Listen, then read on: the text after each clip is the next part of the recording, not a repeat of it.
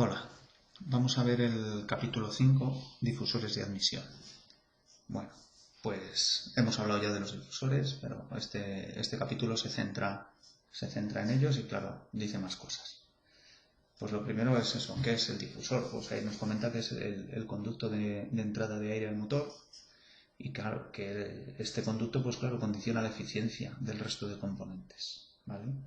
Lo que ya sabemos también es que en él se realiza esa compresión dinámica con la que se consigue aumentar un poco la presión con la que llega el aire hasta el compresor, ¿verdad?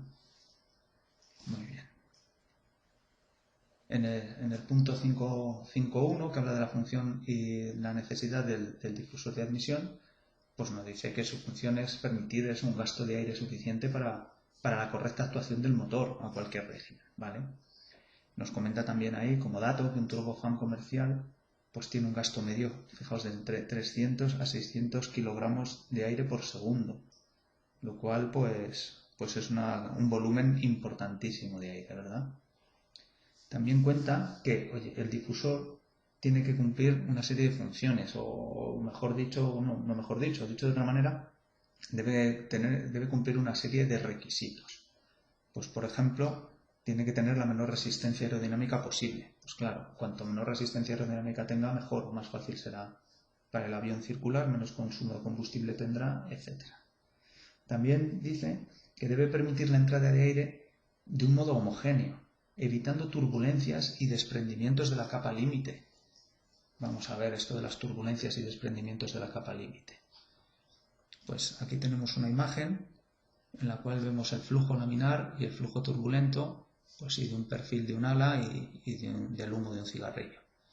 Pues el flujo laminar, como veis, es que el aire está de una manera colocado en láminas, ¿no? Y un flujo turbulento, pues es cuando se rompen esas láminas y ya no hay orden en el flujo del aire, ¿vale? A ver, tengo otro ejemplo por aquí de flujo laminar y turbulento, ya dentro de un conducto, en el cual, claro, un flujo laminar, pues lo que se ve es que el aire en nuestro caso va ordenado, va manteniendo su posición relativa con respecto a otras partículas de aire, mientras que en un flujo turbulento, pues se producen cambios de dirección, se producen reflujos, se producen cruces. Claro, todo esto hace que se produzcan pérdidas de carga, rozamientos, calor y por lo tanto que el rendimiento sea menor, ¿vale? Desprendimiento de la capa límite, que también es un concepto que acaban de decir, pues nada, esta es una imagen un poco flojilla, pero bueno, en la cual nos representa la capa límite, como veis, con la superficie del objeto, y en ella, en la capa límite, lo que va pasando es que la velocidad del flujo va aumentando hasta, digamos, ya la velocidad estable de lo que es, bueno, lo que dice aquí el flujo libre, ¿no? Bueno, pues en esta capa límite, cuando hablamos del desprendimiento de la capa límite, es que se producen estas inestabilidades y se producen aquí los reflujos, cambian las direcciones, vaya, un flujo turbulento aquí pegado a la capa límite. Esto como he dicho antes, provoca pérdidas de rendimiento y todo esto, ¿eh? Vamos a ver, ¿qué otras características debe tener un difusor de admisión? Pues lo principal es que debe generar efecto de difusión. Pues lo que sabemos, que se consigue el aumentar la presión. Claro, ese aumento de presión favorece el trabajo del compresor, disminuye la velocidad, lo que también favorece el trabajo del compresor. Nos quedamos en Mach aproximadamente de 0,5 Mach a la entrada del compresor, ¿sabes? Y también nos dice que un difusor debe minimizar las pérdidas de carga. Pues claro, cuanto más suave sea todo y menos pérdidas de carga se produzcan, pues más rendimiento le sacamos, ¿vale? Bueno, el punto 5.2, como veis, clasificación de los difusores. Pues es fácil realmente. Aquí viene el esquema en los tipos de difusores que hay y que, digamos, fijándonos en qué lo van a clasificar. Pues como veis ahí en la ubicación, en función de la ubicación, en función del régimen de vuelo o en función de la adaptabilidad, ¿vale? Entonces, según su ubicación, vamos a ver, tenemos tomas para motores insertados en el propio fuselaje. Vamos a ver esto. Es la imagen la imagen que tenéis aquí, que a ver qué número es, la 5.2. A ver si la hago un poco más pequeña y lo vemos todo del tirón. ¿Vale? Entonces, a ver, perdonad que me he equivocado de una cosa. Tengo apuntado que quiero ver la imagen 5.1. A ver cuál es la imagen. La imagen 5.1 es el esquema. Nada, vamos a la 5.2. Y aquí es donde vienen todos los tipos de difusores por su ubicación. ¿Vale? Entonces, insertados en el fuselaje, pues tenemos toma sobre proa. Pues aquí tienes toma sobre proa. Pues, claro, nada. Ventaja. El aire entra sin haber sido perturbado por otra cosa antes. Está claro, es lo primero que se encuentra el aire, así es que no hay perturbación anterior. ¿Vale? Inconvenientes, eso sí. El conducto es muy largo. Entonces, esto va a provocar pérdidas de carga mayores que si el conducto fuera más corto. Eso está claro. Otro inconveniente que menciona el libro, pues que el piloto no tiene tanta visibilidad. De acuerdo, es fácil de entender. Tomas laterales. Pues las tomas laterales, lo que viene aquí, en la figura 5.2b o en la 5.2c, son tomas laterales. ¿Qué inconveniente tiene? Pues que si se produce viento lateral, como veis, hay zonas de sombra. Estas zonas de sombra es que aquí el aire no tiene la misma calidad que tiene si te lo encuentras sin haber sido perturbado por nada antes, ¿vale? Entonces eso es lo que viene como inconveniente. Vale. Otro grupo de colocación de los difusores. Pues las tomas para los motores instalados en las alas. Es lo que estamos viendo en las figuras D y E. Y tenemos estos que están colocados en el propio borde de ataque del ala o estos que están colocados pues por debajo del ala. Esto lo llaman de toma pitot y este es el pylon. Y bueno, son muy habituales, como sabéis, en los aviones comerciales. Luego, otro. Tomas en el empenaje vertical. Pues aquí tenemos una toma de un motor que está colocado aquí arriba. Vale. Y esto, las tomas en los laterales del fuselaje. Pues eso sí que tienen, digamos, los inconvenientes que decíamos de que toda la perturbación que haya hecho el avión va a ser transmitida a los motores. Pero como veis es una cosa fácil de aprender. Tenéis que mirar, claro, pero es fácil de aprender. Vale. Otra cosa.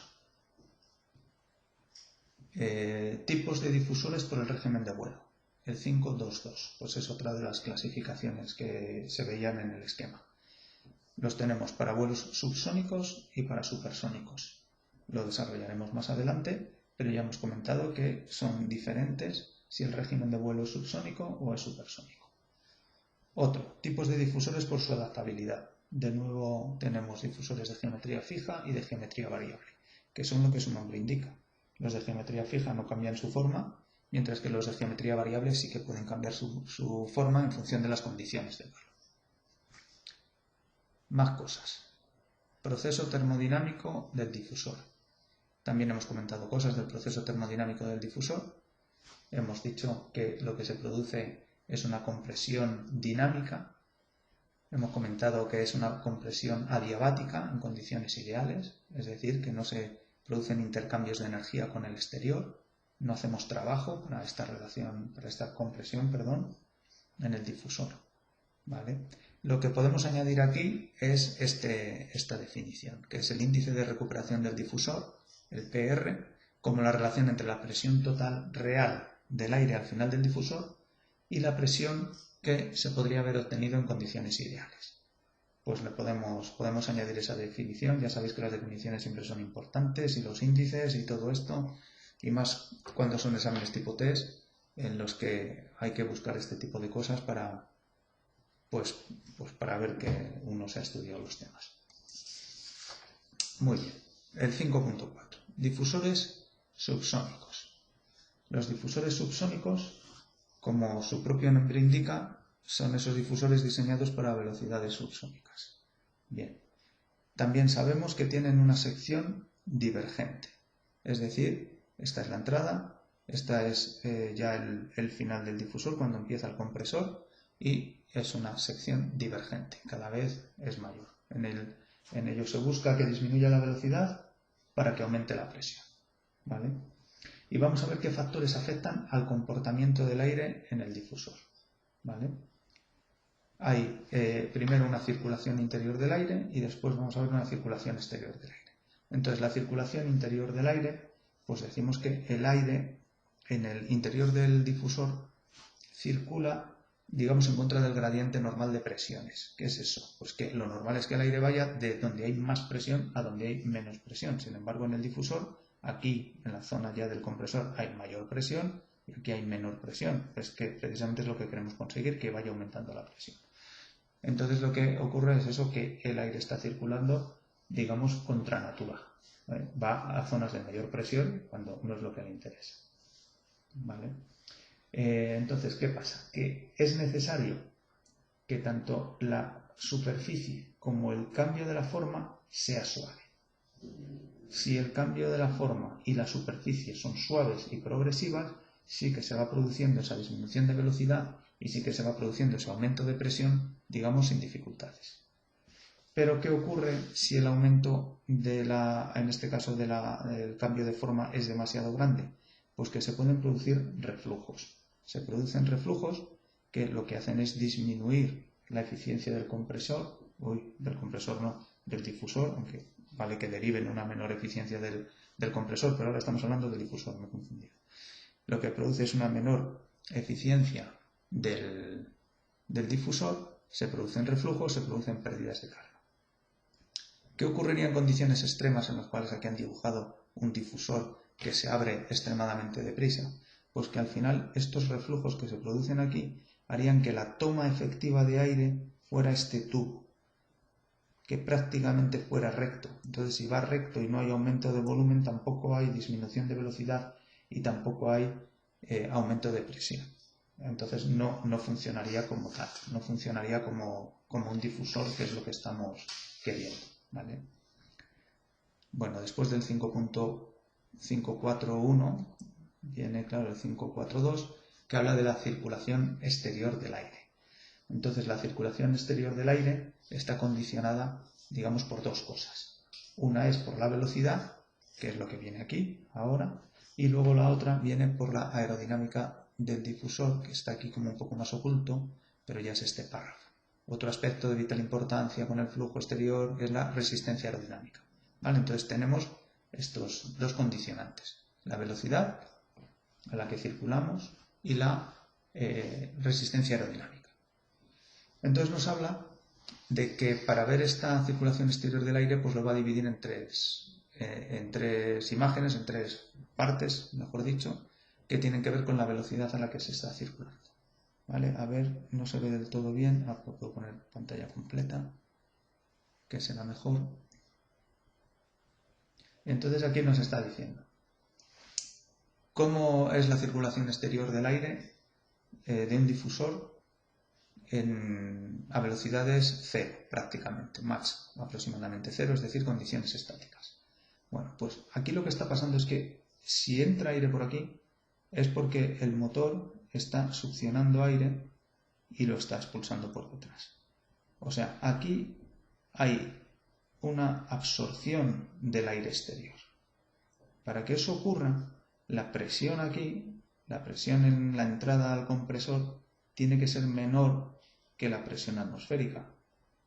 Es decir, aquí no estamos hablando de un difusor que va a conseguir un aumento de la presión, como estamos diciendo, porque lo que está pasando en condiciones estáticas es que esto tiene que estar absorbiendo aire del exterior para que entre para adentro. Entonces, condiciones estáticas. La presión aquí es menor que la presión aquí, que la presión a la entrada, ¿vale?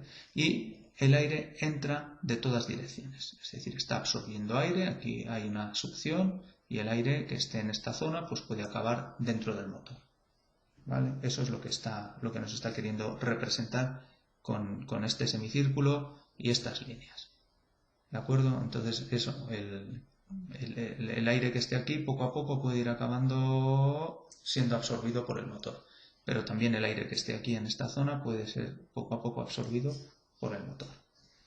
Vale.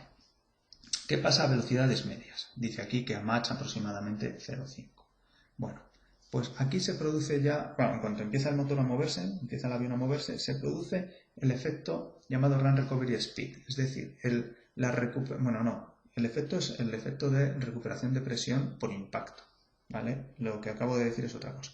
El efecto de recuperación por impacto es que el aire que es metido ya, o el aire que se encuentra con el motor que va avanzando, pues hay un punto de recuperación de presión por el impacto que se produce contra el propio motor. Es decir, el aire está aquí tan tranquilo, llega el motor a bastante velocidad y se produce un aumento de presión por el propio impacto del aire, ¿vale?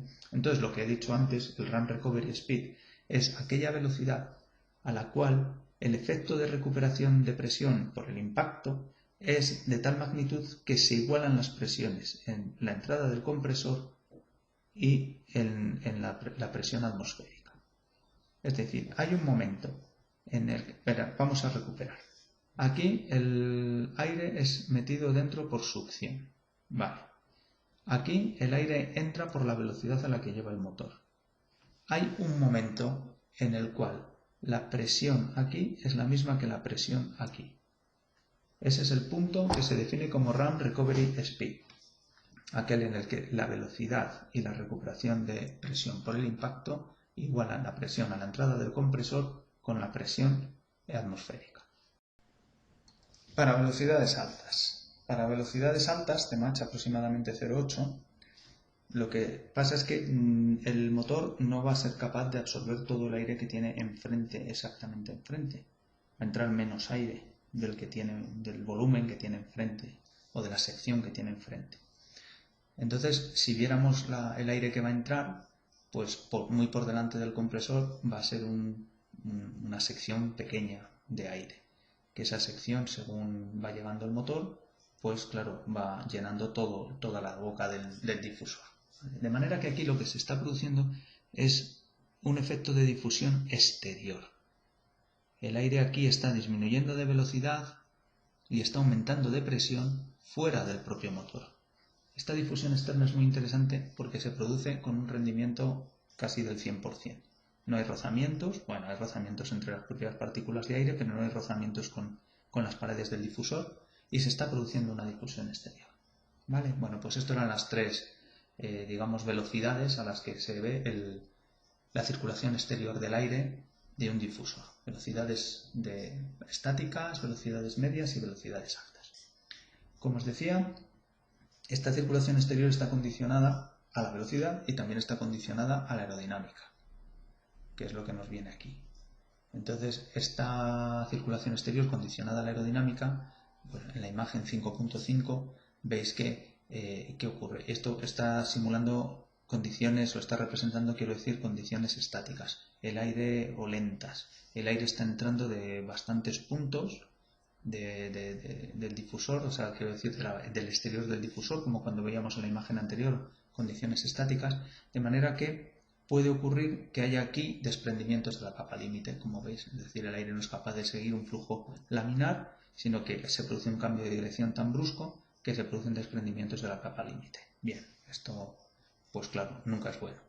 Ya a velocidades normales, por decirlo así, lo que sí que puede ocurrir es que la velocidad por el exterior sea mayor, ocurre, ¿no?, que por el interior. Si lo que estamos buscando es que haya una disminución de velocidad, pues por el exterior hay velocidades mayores y esto provoca ese efecto aerodinámico que conocéis, pues de que produce una sustentación que provoca un empuje, como veis aquí, pero también está la resistencia aerodinámica del propio difusor.